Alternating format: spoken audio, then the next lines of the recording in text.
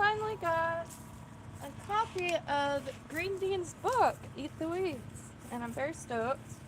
So I figured I'll go through it with y'all. I haven't opened it, not even for a second.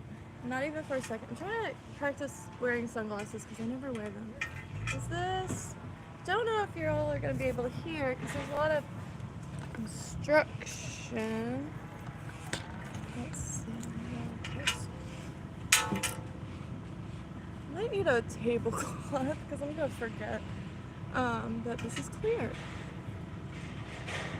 Excuse me. I just had a healthy sip of iron brew before I walked out here.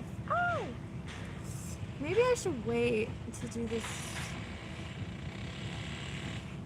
That is quite loud.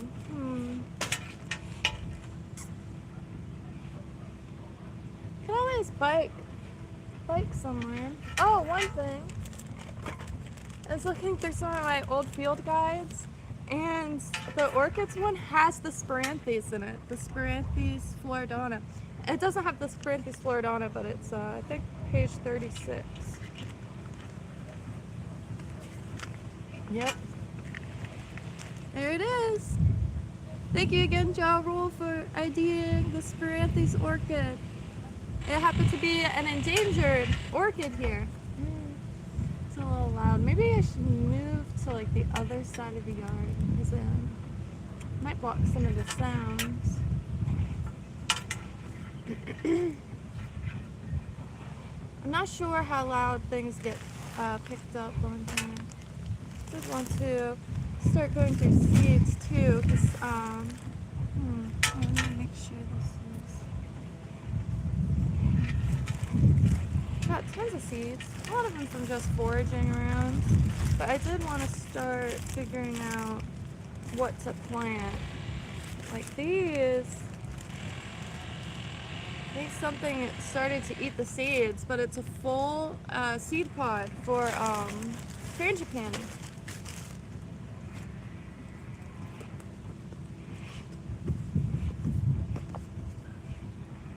Did want to bring a few books out to show. This is a book. You could get this for about $5 on eBay, and it's just one of those books highly recommends having.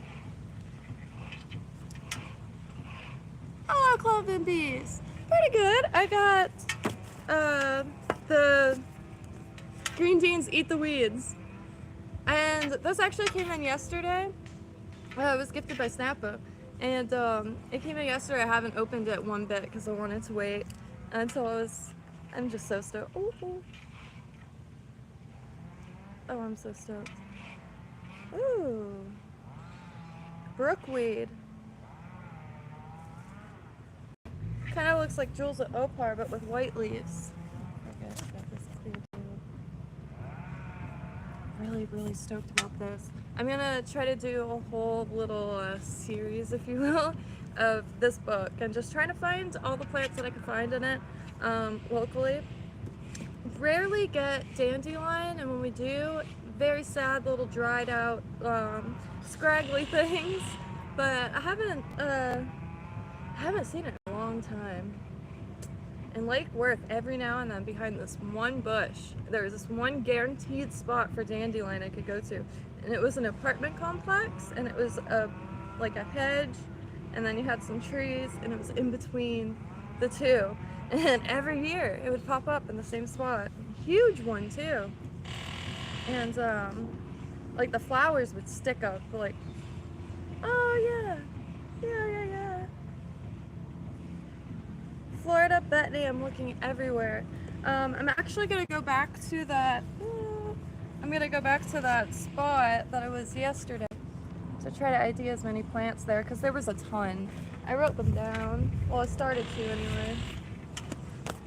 And, oh, there's so many. So there was cowpea there too, but that's pretty much everywhere, so I'm leaving. Didn't see any ground cherries, but it was very, very moist spot. Ooh. Let me go grab my other phone real quick, because then I can see comments.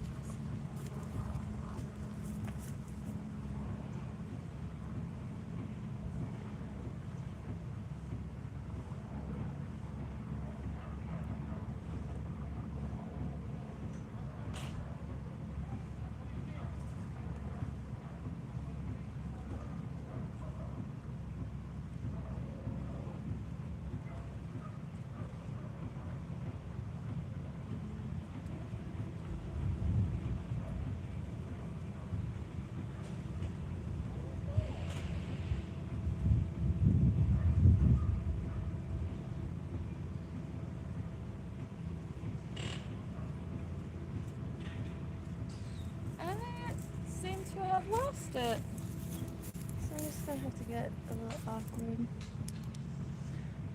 It's very bright. Dandelion and plantain in the ground type all grow. Everybody do it here as well as clover and other such. Live in Northern California. Oh, very cool, Northern California. Yeah, you'll get some really nice plants over there. I'm starting to try to find field guides for the whole country, so I could start learning things that don't just grow here. Because even the weeds, if you will, that pop up out here are totally different from those on the coast. And every time I go out, I seem to find, and I've been IDing plants for as long as I can remember, and every day I come across plants I've never seen or heard before. Oh, that the yard had wild taro everywhere, and I grabbed a few babies, and of course dog fennel, which smells like dill, and it could be used as like a dill, but in smaller portions. There's a white sweet clover, or medic, native to Africa and used for grazing. Marsh fleabane was the pink one that was like, wow, those look like antique flowers. And I see them pop up, but I always forget to ID them. Oh, I just did one side. And, oh, where's this one?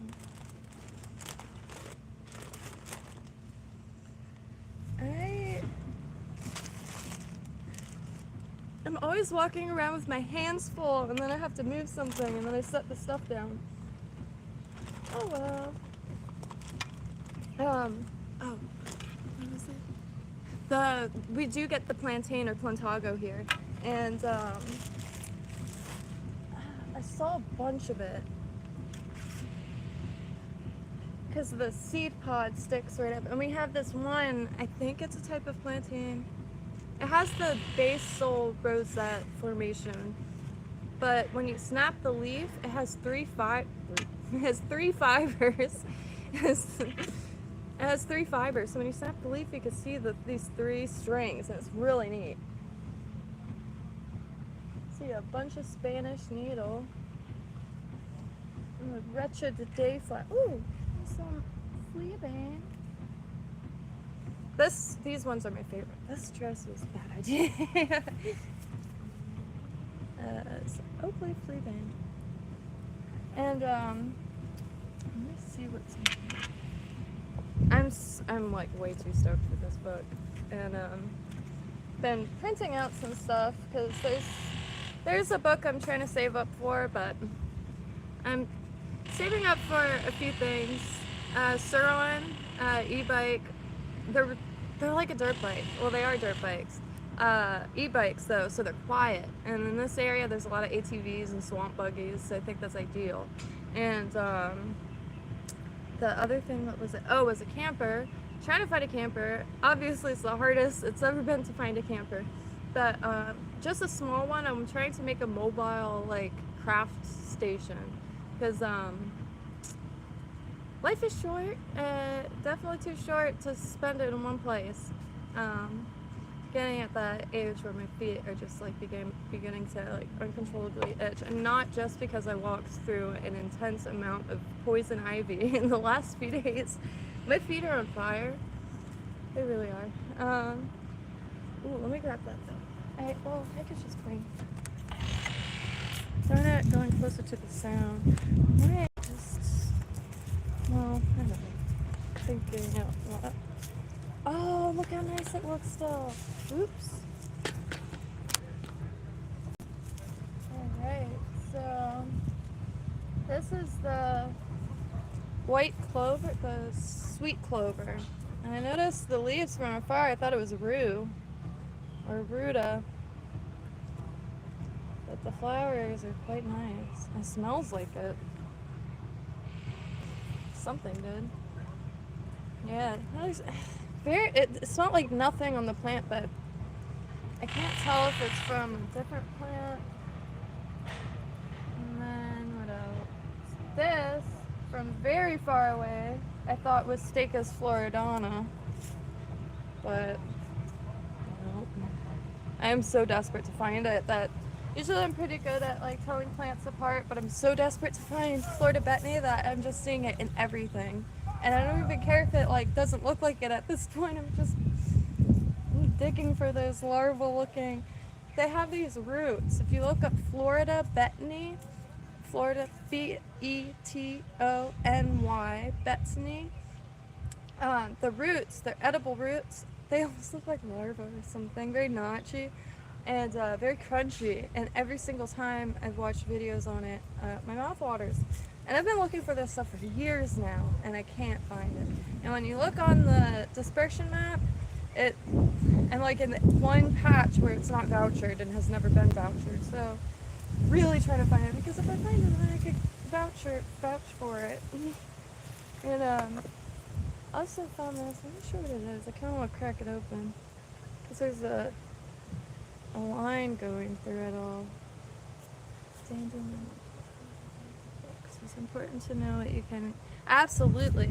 See, I'll be totally transparent. I moved out of my parents' house. I think it was 16 or 17. And I've already, like, at that point, I knew how to ID a ton of plants. And like in high school, when we would go to the beach or what have you, everyone would bring, beer, this and that. But I have my half oil drum with what I could find, and then any produce or anything I could afford from the market. And it's not the best way to cook, but it's what I had, and it was just foil. Just wrapped everything in foil and threw it on there. And everyone had food, and sometimes could only afford a few potatoes or something. And then you load it up with the Spanish needle, purslane, all kinds of stuff. And it looks really Gucci too. And always my most foraged and like famine essentially meals always end up looking the fanciest, in my opinion. I'll never forget when I was living at my friend's house before moving out here, and I was clearing out the back. I was trying to make like my first edible jungle experiment, and this is like 6 years ago now, and I made a bunch of Spanish needle dip, and my friend's friend there is from Haiti, and he's like, no, I'm not eating that. It grows everywhere. But it's edible. And oh, here it is. No, it's not. Oh, this is the time. That dude is amazing. I found so many edible plants from him. Because a lot of the plants that grow in Haiti could be grown here. Same thing with parts of Africa, parts of Asia. It's one of my favorite ways to travel the world, if you will. And let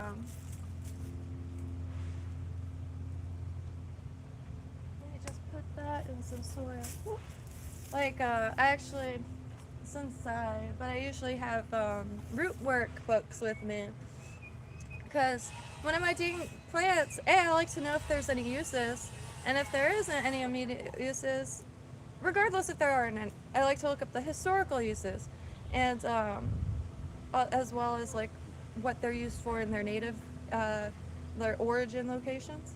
And then if there's, well, I'm getting myself all jumbled, but if you look into a lot of Afro-Caribbean schools of thought, folk traditions, there's a lot of these plants are used for various purposes.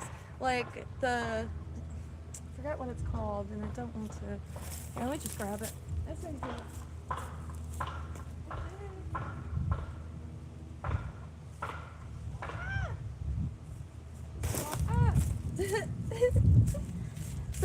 So it's seen better days, but I just dug it out because I actually couldn't plant it because Blue was eating it, and eating it all, so it had no chance. And this is one of the easiest things to grow. This, I forgot what it's called, but in some Afro-Caribbean traditions that work with orishas, ooh, I get Loa and orishas mixed up sometimes, and I know it's not good.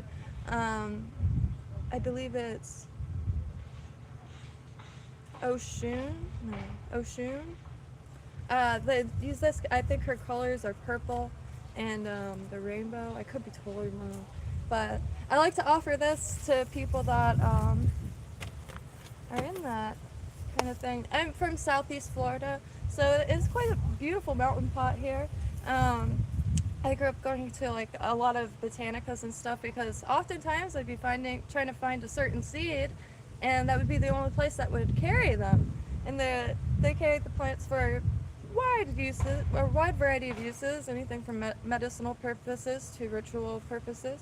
And yeah, they have a lot of great seeds, and they're usually small businesses, mom and pop shops, and they're really, really interesting. And I love trying to find all different ways to think about existence, and so yeah, I support many of them because they're always such interesting people and nice people. Ooh, what's that? What is that?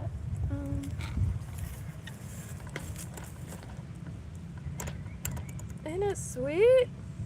Can you see it? The base, it sees like, oh, what does that look like? Kind of looks like a baby mustard leaf or something. Interesting. Got these looking nice. Just chives. This chive plant is like 8 years old. My neighbor gave me a tiny little start of it, and it's still thriving. And all this is brand new. All the old stuff just died back. And this is scallions from the store. And same with this. Just store-bought scallions. They grow really well. Because they don't last very long in the fridge. Or getting slimed up. So just put them in soil or some water. I'm almost too stoked for this book. I'm really stoked for the grasses. I've been trying to, like, I know grasses have asses. Grasses have asses. Grasses are hollow. Sedges have edges, and rushes are round. And but beyond that, there's like I get confused. Like also Moringa, taro, and edo. I get those three confused all the time. I know Moringa has like fur and kind of tapers. Taro is a lot smoother and bulbous, and edo, but they all grow really well here. And same thing with ground cherries and Cape gooseberries. I get those two confused.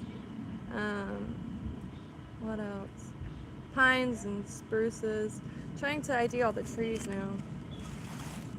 Because that's one thing I never really did on the coast. There's not a terrible amount of pines. A lot of Australian pine, which isn't a true pine, but really good for cooking. Like if you find a hunk, like they're always being taken out, and really good for cooking. They tip easily and they're kind of a fire hazard.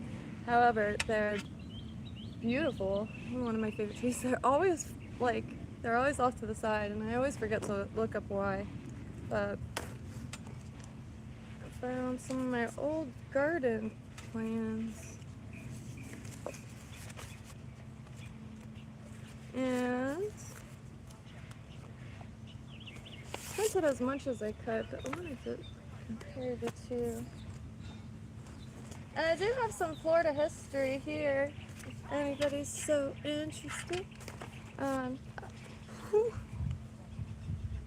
bet I am. Like stuff on the Bloody Bucket Bridge, Florida crackers, which that's one thing that's always misrepresented.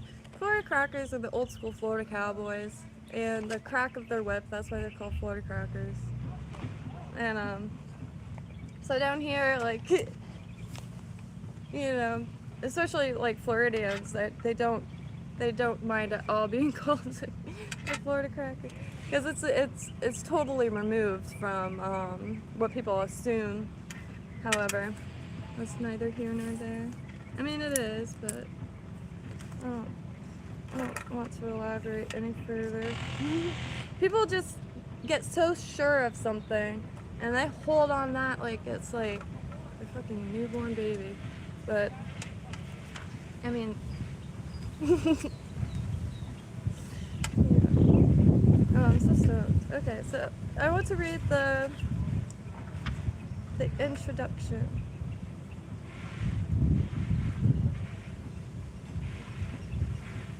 I love this man so much. So it came out last year, 2023. Oh, whoo! Look at all that! I mean, look at all that. I have a list of like the stuff just at the top of my mind that I could ID and eat a lot of, which is just, it's a very small list. It's just at the top of my mind. Ground cherries, KYNTO palm, which is a cycad, sea grapes, Spanish needle, acorns, dog fennel, dollar weed, American beautyberry,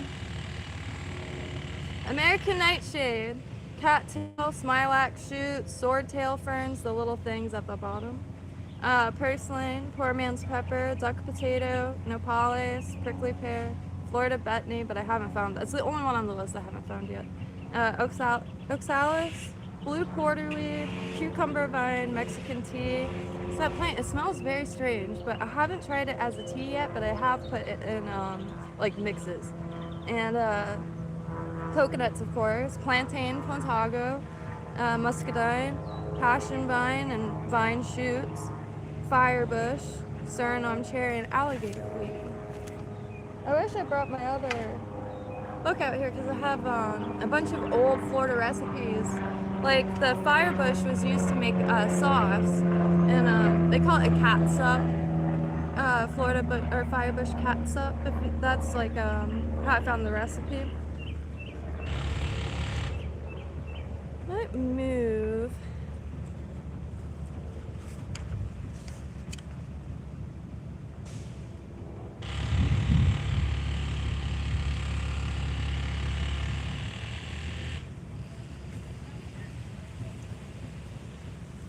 I'll read the foreword, but I might move. Yeah, maybe I'll move. Oh no! I used to have all of the Tom Brown books, and now I'm just down to one. But I really want to get the one, the survivalist one again. The animal tracking one, I really think I could actually use that now because there's actually so many animals out here. I still haven't seen a single gator though. I'm starting to actually get pissed because where did they go? Every day you would see like 2 minimum, maximum I think I saw 5 like just chilling in the same spot. But I haven't seen a single one. I saw a turkey that got ran over the other day. I think it was a turkey, it was big. And it's quite big animals. Live right next to a like an area that is known for boars, gators, even bears sometimes, little ones, but still. And I think someone saw a coyote not too long ago. Really messed up. When I first moved out here, someone's chickens were being eaten by a hawk, and I guess the guy was just fed up, shot the hawk. The hawk passed away off of his property. When they found it, it was like a highly protected endangered species. Dude's away for 15 years. And like that is a huge reason to know your like local species, especially anything that's endangered. I saw a while ago, it was like a trend, if you will, where people were jumping in the bass sports goods, fish tanks, but it's all like protected species and rare species. Not all, I don't know what they keep in it. Actually, I've never been to a Bass Pro, and I really want to go, but they're all so far. But I'm trying to find this, there's this, who made it? Cabela's, I think? Cabela's? Why does that sound weird? It's a cot, tent. It's a tent cot. It's a cont. It's a cont. I can't. So just, and it's a tent. That's a cot. It's perfect. It's perfect. And I can only find them for like $350 right now. But I have an old 70s cot. A long time ago, I was sleeping too much, and I threw away my bed, and I got an army cot. 1970s military cot. The original owners was named Jackson, because it said Jackson on it. And it definitely works. However, left out in the sun too many times, and it dry rotted. I still have the aluminum frame, because aluminum's good forever. But I really want this tent cot, because I think it'll go perfect on the beach, everywhere. And it's like a good little reading nook. I think it's Cabela's. Cabela's. I usually keep it. I read a lot of magazines, but I do like catalogs. I have the catalogs for Townsend's here on Facebook, Townsend's. He does a lot of recreation, like pioneer recreation, or reenacting, as well as recipes, all kinds of things. And really, really nice catalog. And the not Wild Earth, the mushroom catalog, I want to get a kit or two. And the Bass Pro, that one is literally like a Nazi magazine to me, because everything in it is just so useful. And out here, like a lot of outdoors, a lot of times outside. And I really want a tent, especially for nighttime mosquitoes, because mosquitoes, as soon as the sun goes down, for mosquitoes, as well as, oh yeah, the sun. The sun and wind. Finally found my coffee. It was sitting in a pile of dirt.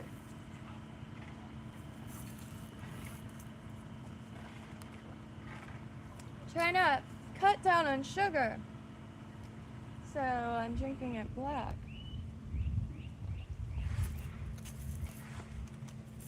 I used to pretty much only drink coffee black, because I don't know, because it's usually what I had on hand, and I am a milk connoisseur, so I'd rather drink my milk than put it in the coffee. And cream is just, if I have cream, I feel like that's gonna go on pasta immediately. I haven't eaten a lot of pasta in a really long time, but that is one thing that I think I'll always really enjoy. I really want to try to make some. I make pelmeni every now and then. Pelmeni is, I believe, a Russian dumpling. You can put anything in it, and the dough is super easy to make, and they freeze really well. And you can make a shite ton, and have a whole bag in the freezer and just grab handfuls as you go. I really want to start making cooking videos, because, especially with Snappo, really like, it takes time to figure out your own diet. It really does. And I try to keep it very simple, and not a lot of box stuff at all. And I grew up on a lot of box stuff. Like the asparagus I ate as a kid was from a can. And every now and then I get a craving for canned asparagus, but got Smilax shoots now. It's a darn good replacement. And yeah, but it was, you know, early 2000s, so a lot of things came from box or with Kraft and ConAgra. I don't know if ConAgra was still, well, it was around back then. I don't know. I just I see ConAgra on something, like, it doesn't sound good. ConAgra, like, I see videos now popping up on, Bill Gates' appeal. I noticed it months and months ago. It's like everything at Publix looks like it's plastic. Like, I don't crave fruit anymore, just from walking around the produce section all the time. And at all. Like, I can't even remember the last time I craved an apple. I'm not gonna eat some Fisher Price looking green apple. That sounds like a nightmare. Like, ooh. And the stuff should rot. It doesn't have to, like, look perfect. I don't understand that. And oh my god, every single apple is the same size, same level of varnish or whatever, looking like brand new cars. It just, I don't know. It's such a, I don't see it as food. It doesn't make me hungry looking at it. And, I don't know. I'd rather eat weeds, that's for sure. And, ooh, balloon vine. Now, does this have the zones?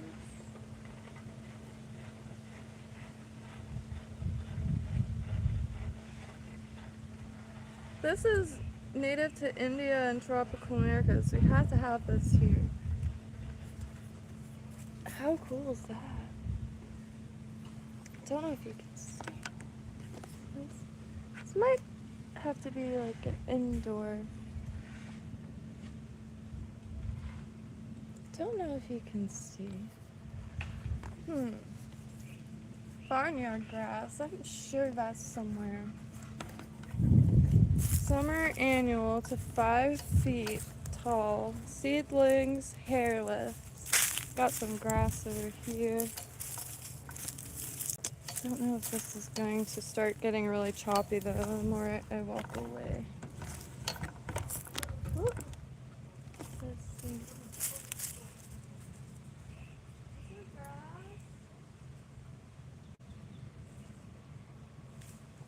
Let's get going now.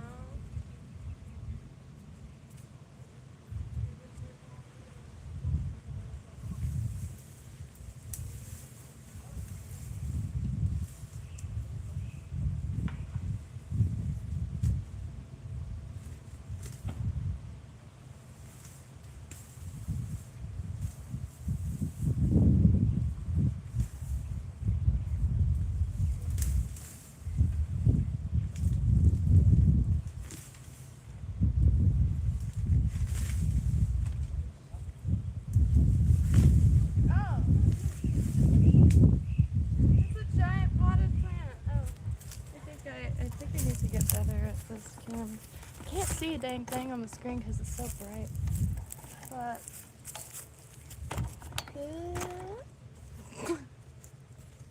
this is a pot back here.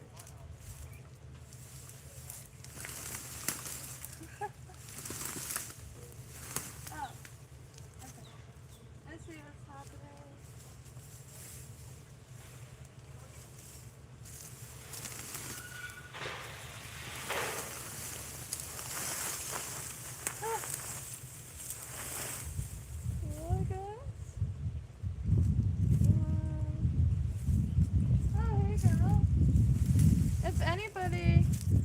Does any like dream exercises? This is a cool one. It was used by the Chantals, native to Mexico. I believe central Mexico. Celia zacatshishi. This is Mexican dream herb. And I do list this on Etsy when I remember to try a bunch. But there's an ocean of it, so more than happy to. I don't think I'll be listing it anytime soon, but I do have it. It's a plant Seppo planted a long time ago, and it really enjoys its life, and it's popping up everywhere. The mowing, when Seppo actually does all the mowing, and I do all the weeding, so I like getting into the things. And there's always different plants that pop up. And it's important to work together to make something big, and I am trying to find some people who either don't have space to put trees, or maybe want to do some form of like not herb garden, vegetable garden, because I really want to learn how to grow vegetables. I jokingly say I have a black thumb because I personally focus on permaculture and introducing as much as I can. However, I really do want to try some proper veg. And I'm thinking here, it's shady now, which is nice, and but it's usually full sun during like the peak hours. What I'm thinking is just putting tons of mulch here, anything I could find to cover the ground, and then doing on that side something, because this tree is going to be here until it breaks down. I love it. I think it's cool as hell. But put how do you say this? Seminole pumpkins there. I really want to grow those, and every year they got eaten by blue. And trying to look on the bright side of a horrific loss, and which makes me feel like an asshole sometimes. But I know I'm just trying to like mentally keep myself with it. But I could grow things now in grounds like that, because a lot of it Blue never never showed any interest to. But anything like seeds and sprouts, gone the next day. We don't get many squirrels out here, but woo, hungry pig. What am I doing?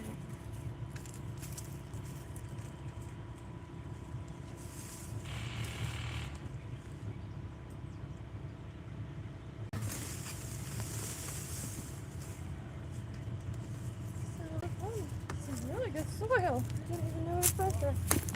Oh, it's hot.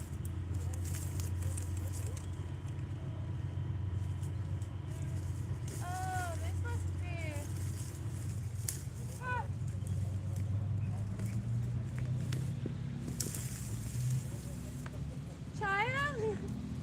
Chaya tree, anybody? This is probably remnants from when I rooted a ton of stuff.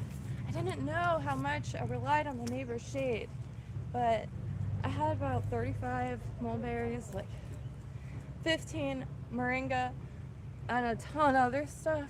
When I went to my parents' house, my mom fell into a coma, long story short, and it was horrific. She's still like not even doing well. So I'm trying to get her out here to spend more time outside, because sitting on a couch, not moving, watching TV, I want to take a bat to the TV. I want to take a bat to the TV. I want to take a bat to every TV. I don't think it's that hard to change the world. Just smash some TVs. Not even kidding. I hate that TV so much. Anytime I visit them, I have all the windows blacked out. It's like the opposite. And all the windows blacked out. And the TV blasting, and like my dad's screaming on the phone, and like TV's blasting, and it's always on a commercial, and like, whoa, I do not like that TV at all.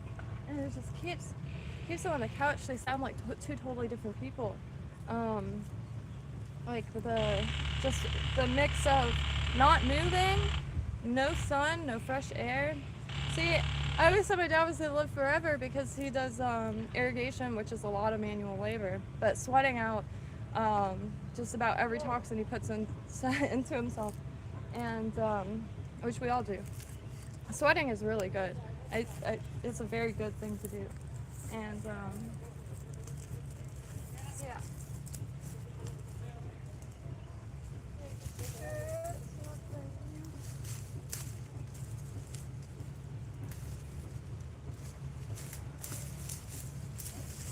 I'll keep that little pile up. I'll keep this purple stuff.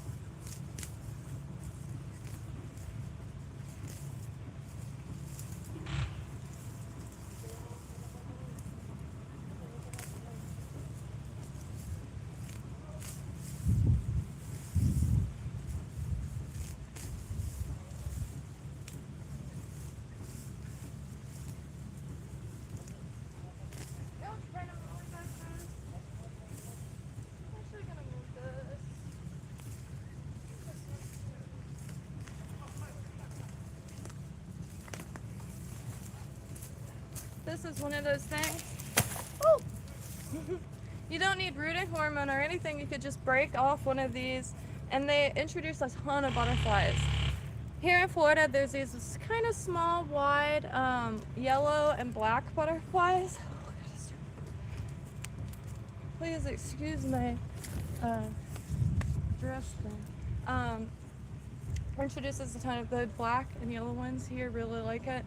The yellow alder that I've been planting everywhere, I finally saw a swallowtail. I haven't ID'd it yet, but it's definitely a type of swallowtail butterfly.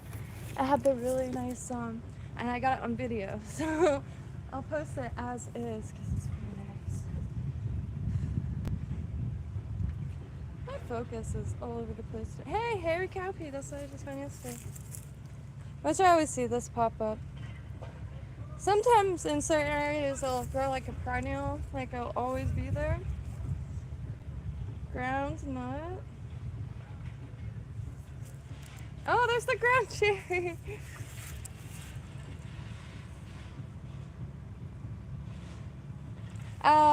Shoot, I wish I could bring the phone out. There's tons and tons and tons of ground cherries right now, like an absolute ton. There's a field, and it's on the canal banks. I tried to look at the canal a few blocks away. I think it's too loud. I think it's too loud. Let's try to find some quiet over here. Oh, well, the AC is probably gonna come on.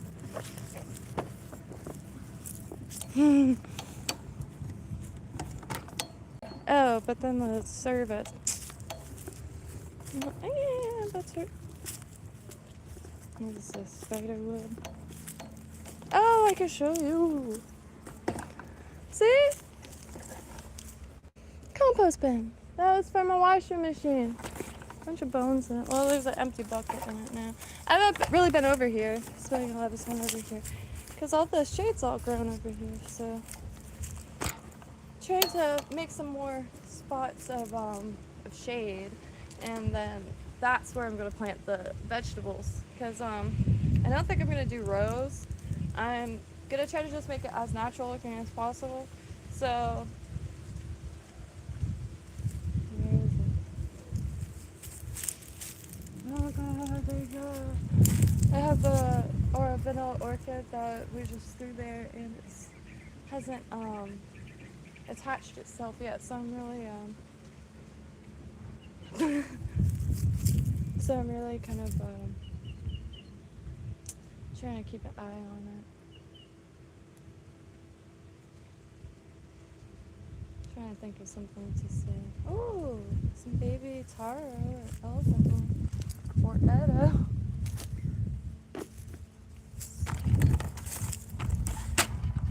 Oh, ain't that sweet? I would pull it and plant it, but I'm gonna wait because right now I'm already having a lot of trouble trying to keep track of all the elephant ear varieties.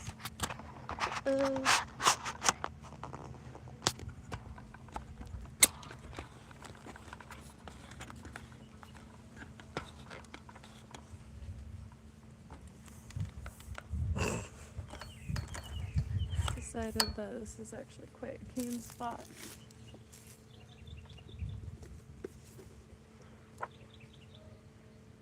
Oh, I wish I could get loquats. That's something I've never seen. Elite Chi tomato, Solanum Cicimbrifolium. Lychee tomato. And loquat, of course. This book is ideal. My whole life I've always tried to find edible guides. There was one that was, I think 2021, but it's only 96 pages. It's 15 bucks on eBay, so I feel like I have more than 96 pages just in notes alone, so I don't know if I'm gonna go for it. I do want a copy just to have, because it's Florida. And then the other one I think is from like 2014 or 2015 is Florida Wild Edibles field guide. However, like I need to just get another copy of it. Well, I remember as a kid I could never find anything in it besides the sea grapes. Everything else was North Florida, and yeah, maypop. Passion flower. The shoots of the vine are edible. Mesquite. I haven't run into a mesquite tree yet that I know of. Found a wax myrtle, a baby one, and the leaves are so sweet. I haven't smelt it when it was that sweet. And I guess you could use the leaves for flavoring. And the fruits are edible, but there's not a lot of flesh on them.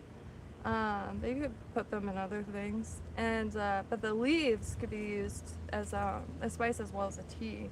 Wax myrtle. It's a lot out here. Wow, that is cool.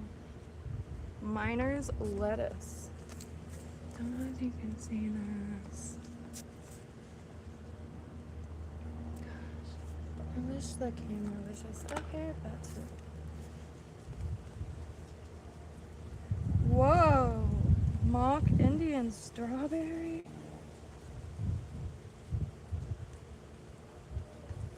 That's so cool. Mock Indian strawberry. Wow.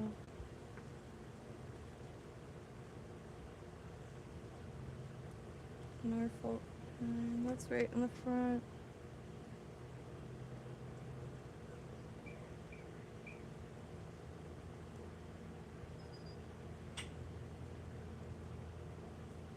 I haven't seen it produce any cones or anything. It's from, I believe, a Christmas tree. One of the Christmas trees that have the roots in it. Snapper planted it. And it's huge. It looks like it's been here for 40 years, but it's only been here for like 8. Oregon grape. Oh, this looks so good.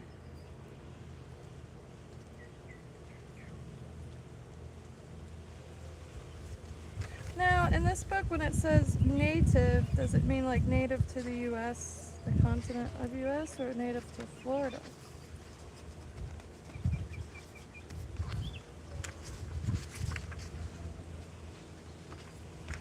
Oh yeah, I wanted to read the foreword. Okay, this is the foreword. If you take any of my foraging classes, you know I'm fond of saying we got along for a long time without nutritionists or botanists.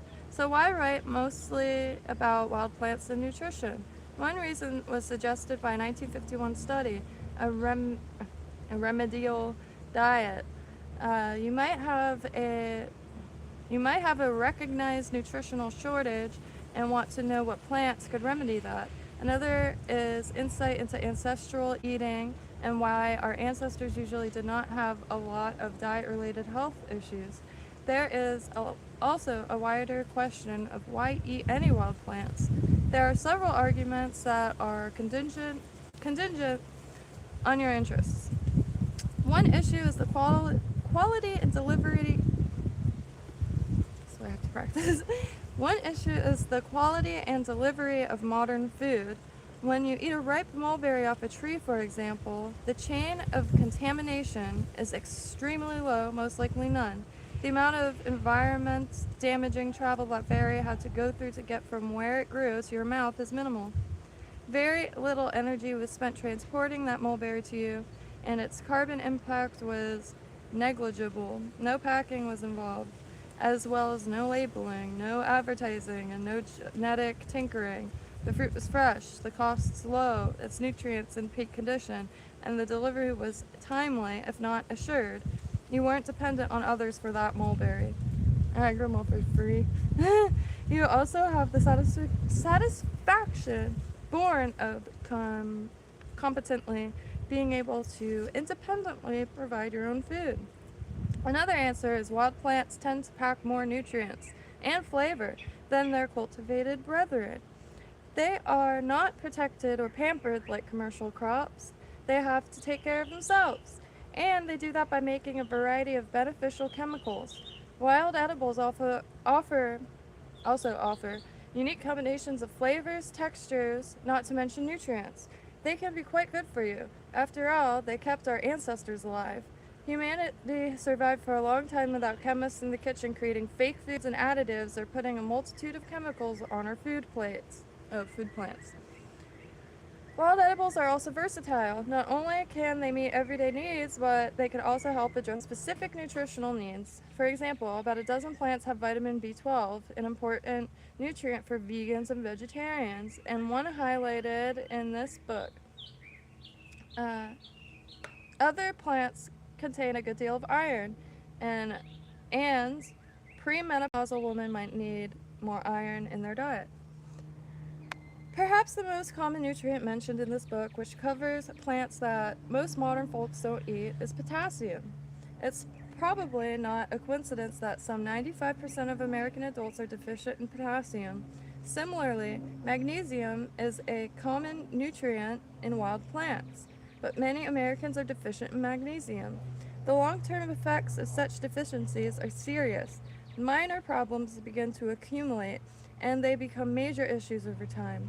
People in the past sometimes had serious nutritional deficiencies, whether from outright famine or deficiencies that led to conditions like pellagra, a niacin deficiency, rickets, a vitamin D deficiency, or beriberi, a thiamine deficiency, thiamine.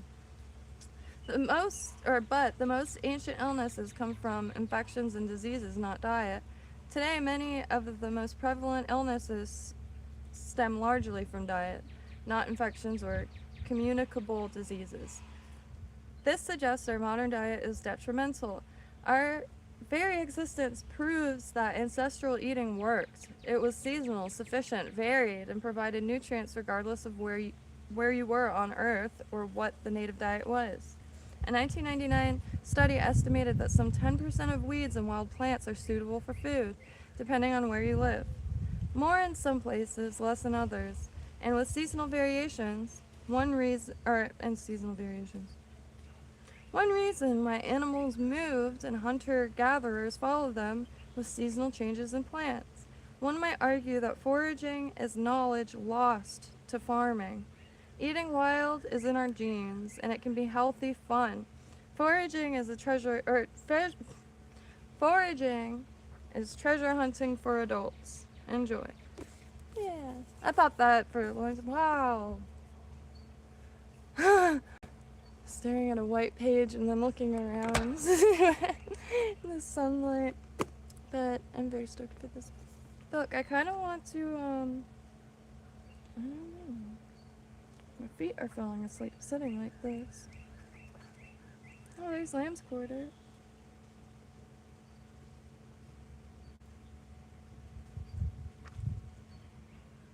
I think what I want now is not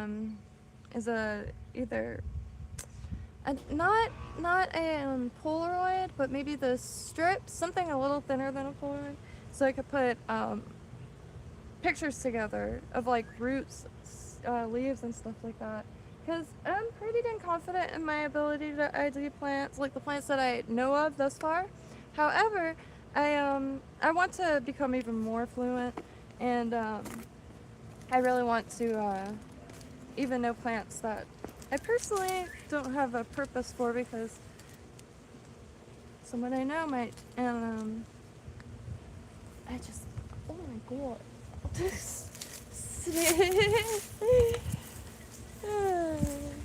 I'm sitting weird. But everything looks so yellow from staring at the white page. Like, feels like I have sunglasses on. Isn't that weird? It's all yellow. Really, my eyes have not adjusted again or back. I feel like I'm looking like, I feel like this is like the 70s. A lot of 70s images are very yellowed and a beautiful like orangey glow. I have pretty much all the pictures I possibly could keep from my grandparents. My grandpa was a photographer in the Marines, and I have his actual like image or pictures that there's all kinds of. I've been walking outside all day, so the branches always grab my hair without me realizing. Whew, stuff. Notable nutrients. I really want to find that balloon vine. Beach or rock. I'm really stoked. See, it says 274 wild foods in it, and I wasn't sure.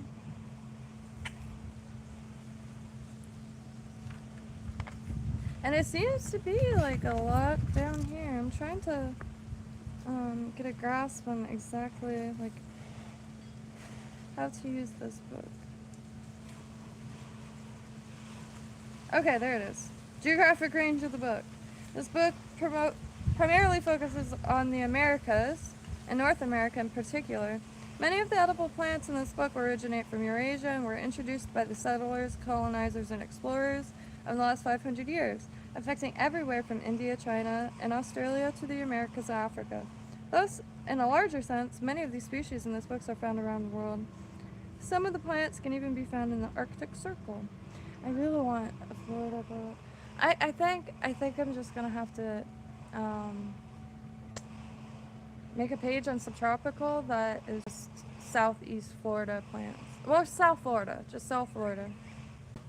And yeah, like specific to this area, because it definitely is a weird little sweet spot. God, it's so loud, and I'm very hungry. I didn't really go through this book a lot, but it's kind of hard to focus. I know it's just because I'm hungry, and that's like, I usually don't even hear the sound. They've been building a house for a while now, and it usually doesn't bother me one bit. I quite enjoy watching just a structure be erected out of nothing. Yeah.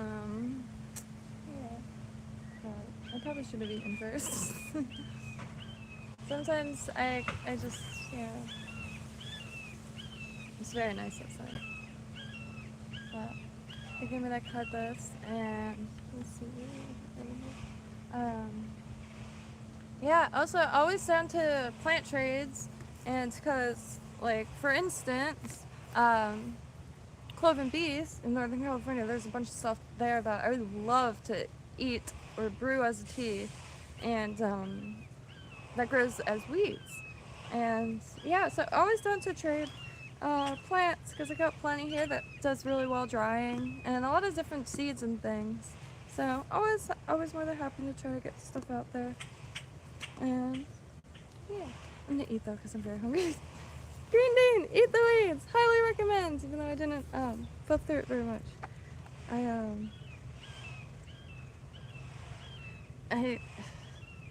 My immediate reaction when I see something that I haven't seen before is to go to Google, but I can't do that out here. I lost my phone. My old phone, it's just an old Pixel 2, but I use it so I could see chat as well as Google things.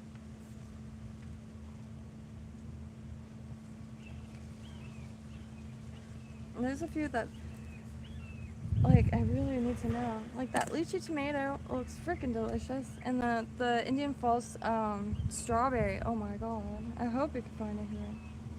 And yeah, one thing I do want to do within the next few minutes is go and walk to the, how do you say, ground cherries.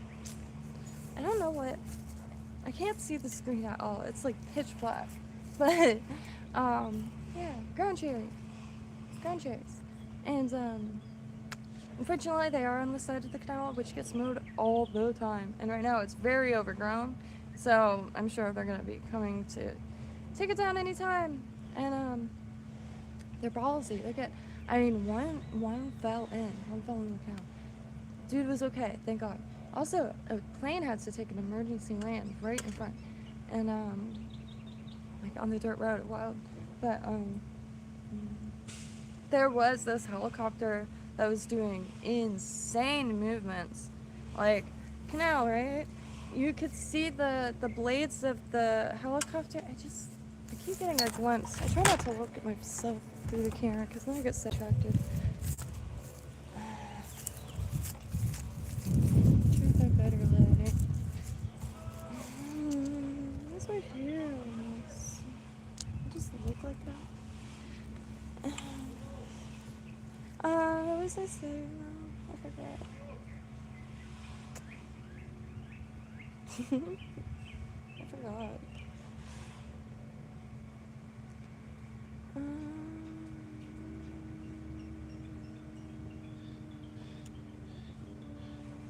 I forgot. I really forgot. Stimulation. But anyway, happy trails. Thank y'all for joining me. I know it's only here for an hour, but I'm sure I'm gonna be back on later after I eat, and maybe probably around 5. I think I'm gonna go over to that one spot to try to take a actual video of all the plants there before it goes. There's just so much variety in that one lot, and I know when that lot sells or when it's built upon, like that will all be gone. Like in the one spot, there's wild taro, dog fennel, um, notebook. This one spot.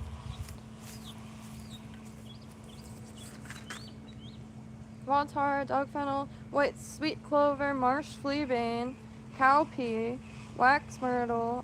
There's a bunch of stuff, and there's a ton of stuff that I didn't take a picture of. And the little Florida Betony looking flowers that aren't Florida Betony, but I thought I was going to be able to find them by description. Can't. And the one that I grabbed accidentally, the flowers are too small to be able to photograph. Unless someone sees this and knows what this is. Little needly flower. Oh, helicopter. Oh, helicopter. Yes, yes. So, try not to look in your face. But helicopter, the canal, like you saw, the blades went in the canal. Like could have decapitated someone, but unfortunately, rest in paradise because they are no longer with us. It seemed like every other day it was doing like the craziest I've ever seen a helicopter flown in my life. And one day, like when it was outside at night, I could see the tail of the helicopter has that red light that just blinks. Could see it through the swamps. And I was like, oh my god, like that has to be something. The next day, it came out that the helicopter went down right where that light was, and the light was gone. And yeah, there's 2 people in the helicopter. And God, I get adrenaline, and I get that, but God isn't flying the thing enough. But yeah, I wish I got some of it on camera. I mean, unfortunately, and just I mean, they passed away, so I feel really bad. Cause like, for the longest time, I was like, God, they're back. Like, what the hell? Like, how is this? Like, I was like terrified. Cause like I'm talking right near the grounds, like right near the ground, and like they must have hit a tree, and like, oh my God, when they would fly down the canal. There's not a lot of trees. It's swamped flatlands, but that doesn't mean there's no trees. And yeah, there's a lot of sky activities. There's one trick plane that does all kinds of stuff out here, and same thing with paragliding, which I really want to try. I want to go on one of those those things that, what are they called? Monocopter? It's like a big old fan. I want one of those so bad. I have no problem with heights. I really like heights. I tried actually when I was in my early 20s. I tried getting my private pilot's license, and I still plan on going back when I have like income. Still trying to like pick myself up after the whole pandemic and world shutting down. But really, just I love heights. And there's a few spots that you could even just give them $50 and they'll take you up for a half hour in a little single engine, and really nice. Especially here in Florida, there's a lot to see, and then a lot of water. That makes me feel safe. Because then you always have a place, and there's to land if need be. But my uncle is an acrobatic pilot, and my cousin does the glass for like military aircrafts. And so definitely got some aviation in my blood somehow. But yeah, I'm trying to get a hold of my cousin. And he was growing grapes, and I was enamored by the fact that he was growing grapes in the middle of southeast Florida. And he took a boat over to the Bahamas, just a tiny little boat, and brought back all kinds of plants. Legal plants, literally like cherry trees. And what else? But yeah. And I'm so hungry. And there's been a new COD update, so I finally played a few games as I got like the same maps, but then I finally got thrown into a new map, which I really liked it. I can't remember what it was called, but I like because I like Shipment. I like Rust better because like you could climb, and like Snapper likes meat. Meat makes me too depressed. I love all pigs forever. I think I'm going to in the future have a little rescue for pigs. Like that's my only like true goal right now. I have a lot of goals, but like as far as future goals, which are very important to have, even if they change all the time. If you don't have future plans, that's sad. And we should probably make some plans. Even if it's like in 5 years I want to go to Hawaii or something, anything. I think goals are very important. And hobbies. If you have a hobby, please do share it. I love learning other people's hobbies. I love hobbies. It's my favorite activities on this planet. And hobbies are just something, I don't know, little handcrafts, little things to do, keep your mind active. Really, really like it. And yeah. Get you some chai. Not raw though. You gotta boil it once a day, so that's okay. Anyway, happy trails. I'm going to eat and probably get some stuff in the ground because yesterday it rained all day, so I wasn't able to do much planting. And I do have some galangal. If anybody's if anybody's interested. I also have some lemongrass stars. They just were planted, so they don't look very good. And then a bunch of aloe I gotta start putting somewhere. And then this is galangal. It could be used like ginger. It's a little bit more fibrous, and the roots are a little smaller, but it's a little more perfumey, light, fragrant, less spicy. Now I'm not sure if you bite into a root. I'm sure it'll be a little spicy, but got some. All these are rooted now, which is blue spur plant. Blue spur plant are also known as toilet paper plant, which there's another toilet paper plant that I am aware of. I forgot the name of it, but that's another one. Very soft leaves. Kind of looks like Cuban oregano, and you could grow it just like Cuban oregano. It just grows upwards about 5 to 8 feet. And also wanted to show the Everglades tomatoes. I keep meaning to respond or to message. There's someone out here doing a fruit farm, and I really wanted to offer a hand. I'm trying to find some little jobs to make some income because the world is struggling, and I don't think a lot of people want to buy jewelry right now. So trying to find some little bits of work where I could help clear someone's yard, and I learned so much that way, and I also like accumulate a lot of plants that way, so I never mind. And bonus points for getting a few bucks. And my schedule's really, really I just never know what days are gonna bring, so I can't make any promises right now. Not until I get Surron. And because being mobile is very important, and when I lived in Lake Worth, I could take a bus, a train, anything, anywhere, for dirt cheap. But out here, there's no such thing. They won't even put a bus route out here because everybody in this state is drinking some like infected water or something. Putting these massive streets in residential areas with no bus route, like at least do one thing. Sorry, I'm very hungry right now. I'm gonna go eat though. I don't know why I'm still walking. I'm walking around with the tripod, like, in the air. If anybody wants to stream, please never hesitate. I really, really want to start getting people on the streams because I know hearing me ramble can't be the most entertaining thing in the world, but also I just really want to share tidbits, interesting things, hacks, tips, anything. All these plants I grew for free. All these mulberry trees free. The jewelry I make free. Like, I think it's a good time to start, I don't know, sharing those things. And I'm always looking for more recipes, and especially recipes, easy recipes. The easier the better, obviously, because, you know, it takes a lot of time to pretty much eat twice a day right now, and graze. I'm a grazer. But anyway, and Sapa makes like the best oxtail stew that I haven't really even thought about like cooking, because it's like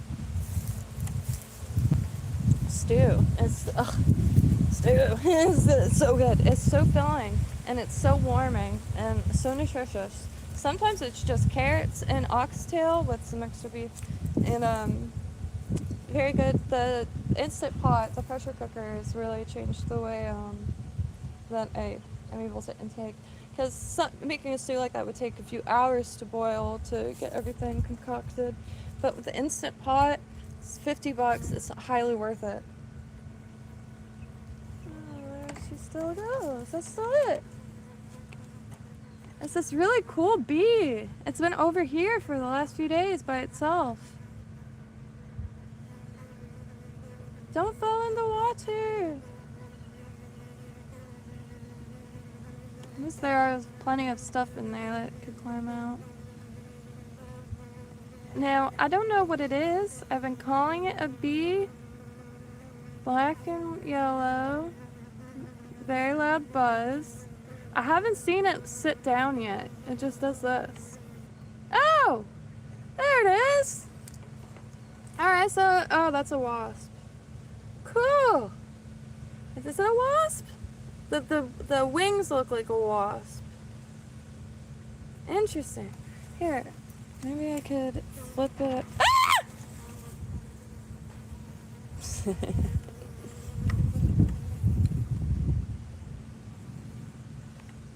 We got all the horseflies and stuff out here. Dang it, I wanted to get it. Well, I'm sure it'll be here. It's been here for a few days now. Oh, Jesus. Okay. Oh, okay. No, sit back down. If anybody knows what this is.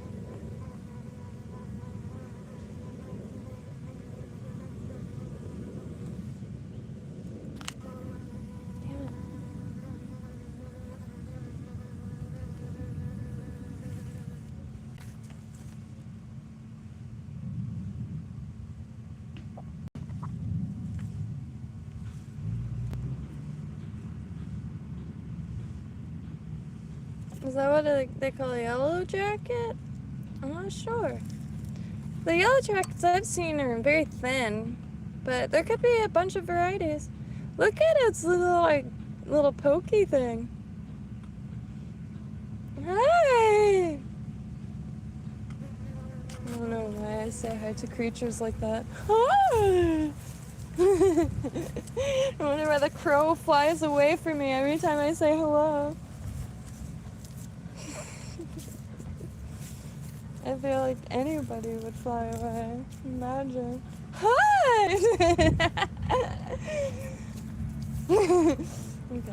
Happy trails, I'm gonna finally eat. But if anybody knows what that thing is, I love it. Chills with me the whole time, and that's the first time I saw it sit down. And it's been there for a few days now. Wasps don't bother me, I quite like them. Got some really cool species here too. We got the mud daubers, which make these really, really strong little caverns. And which is also used in a lot of hoodoo, ritual, I don't know, like gree bags. I get hoodoo and voodoo mixed up a lot, especially when it's just me rambling.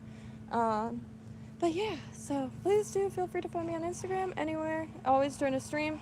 Now I could invite people to join the stream, so it'll be split screen. And yeah, we're interested in everything in these parts. Yeah. I have, like, I haven't watched the Harry Potter movies, but I remember seeing, like, the staircase that's constantly moving, and it's like, that's a good representation of my interests. Like, just, like, constantly, like, you think you're going up, like, a staircase, and it's just like, oh, nope. We're crocheting with copper wire today. sometimes the stream will be called like making chain with copper, and I'm doing anything but I'm still trying to work on that. Happy trails, love you all, and yeah, feel free to do all the things that I said, and yeah, streaming has really changed my life. I'm very much a hermit, and I'm very, very kept to myself, but I'm also very social. It's a curse. Why? Very social, introverted hermit, social butterfly, if you will, but I really enjoy learning new things. So if you got any recommendations, your favorite song, your favorite food, your favorite fruit, your favorite vegetable, your favorite insect, your favorite objects, anything, really love learning that way. Because, you know, it's like cutting out the middleman. I've been sifting this planet for cool stuff my whole life, and I just want to start sifting other people's minds. I sift my mind all the time. But anyway, happy trails. Let's see.